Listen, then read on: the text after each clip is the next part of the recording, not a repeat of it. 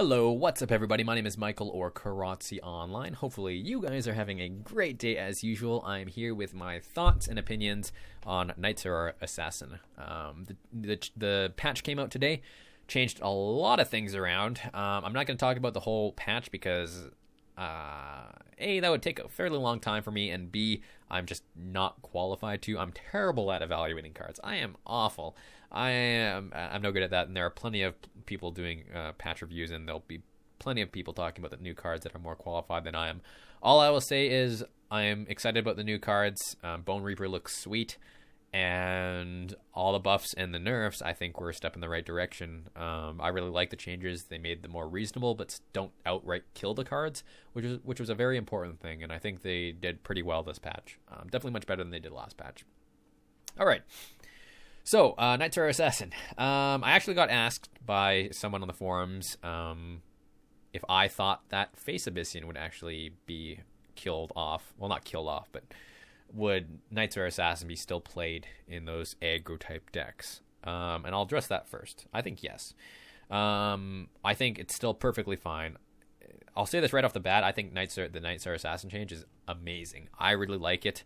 Not only does it promote it to be played in more, variety of different decks, slower decks, like mid-rangey style decks, but it helps bridge the gap where us Abyssian players had a little bit of problem, which was sort of, having no early removal, I guess. Ritual Banishing is the same amount of mana as Nightsorrow Assassin, but you're having to sacrifice your board, and in the early game, it's tough to build up that board. Nightsorrow Assassin is a nice quick answer to kill off their 2-drop, maybe even 3-drop potentially, like Fenrir. And that's pretty huge. That's really, really good. I like it a lot. And not only that, it stays around, so it's able to threaten things. And that's one of the main reasons why I don't think it's going to be, why it can still be used in face decks and aggro decks. I think it's, those decks are going to be much slower, but Abyssian's never had a problem with out-of-hand damage. They have access to Flame-Blood Warlocks, Void Pulses, Dark Seeds, Alcuins, and Twilight to get those spells back. They still have a lot of burst potential, and Saber Spine's still there in face decks. It's still going to be used anyways, so you can still use those as finishers with Shadow Reflection. You lose out on a damage, but like I said, Abyssian has never had a problem with out-of-hand damage. Nightsorrow Assassin, if anything, it can help protect your other minions so they can get more face damage in. So that is something to consider as well. Additionally, in terms of just being in aggro decks, Nightsorrow Assassin's still going to get damage in on face more often than not, I feel. Like the card might as well say destroy a enemy minion with 3 attack or less and deal 3 damage to your opponent's face.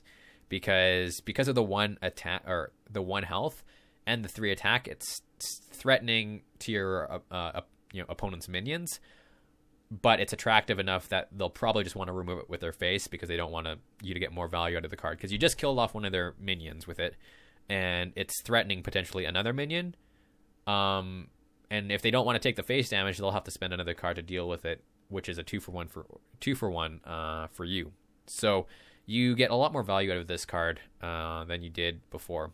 And it can still work well with like Grasp of Agony and like stuff like that, because you can still use it as an activator for Grasp of Agony, but you get to keep a body on the board, which is good for like Ritual Banishing or Darkfire Sacrifice. So you're able to kill off something and then potentially sacrifice Nightsorrow Assassin for additional value. So it's just a much slower card. That's all it is, but it helps a lot. Like giving us this type of card just helps give us more varied removal, which is what we needed, I think. Demonic Lure wasn't really removal. Ritual Banishing is sometimes tough to set up. Dark Transformation is quite slow, but because with these changes and like the new cards they add, I think the meta is going to slow down anyways. I think this card fits. And thematically, Nightsorrow Assassin, it's still the same. I mean, it's an assassin that kills something, so thematically it still stays the same. And I really like how they gave it, ability to kill off 3 minions, 3 attack or less minions rather than 2 attack or less minions, which is huge. Rather than it just being a 2-drop killer, we can actually trade up still with frequent things like Keeper, Twilight Sorcerer, Ironcliff Guardians, Silverguard Knights.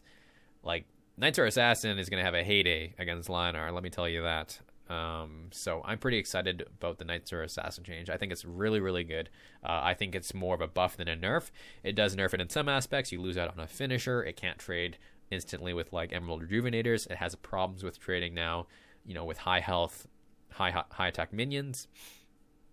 But it makes our decks better in terms of like the slower decks, and even like I said, even face decks could still use Nightsorrow Assassin because it can protect your other minions. They're probably just going to use their face to remove it anyways, so it's 3 damage. You're just mainly losing out on that finisher. But with Dark Seeds, Void Pulses, Shadow Reflections, Saber Spines, you still have enough finishers in the deck. Same with Spectral Revenant, you still have plenty of finishers in the deck. I think this was a step in the right direction. I overall really love the change. I'm excited to use my Shadow Nova deck, my Control Nova deck with it, because my Nova deck got much better, I think, with this change, because I had a problem sometimes in some games just getting out pressured in the early game. Nightsorrow Assassin's a quick answer to that, rather than, and you usually get more value out of it since it stays around after it kills off something, rather than the old Nightsorrow Assassin, where you just run it into something and it dies off. It's a little more restrictive, I'll say that. I mean, obviously with a 3 attack or less, but like, the 3 attack is still perfectly reasonable. It gives us options to trade up for important targets. And it just helps our early game a lot more. So I think, protecting cards like Blood Moon Priestess, Shadow Dancer, when you want to, because Abyssian has a lot of times where they want to set up things, but it's sometimes tough to protect those threats that you have. Nightsorrow Assassin is pretty good at that now in the early game, to start setting up a board for yourself to get those Deathwatch triggers off and things like that.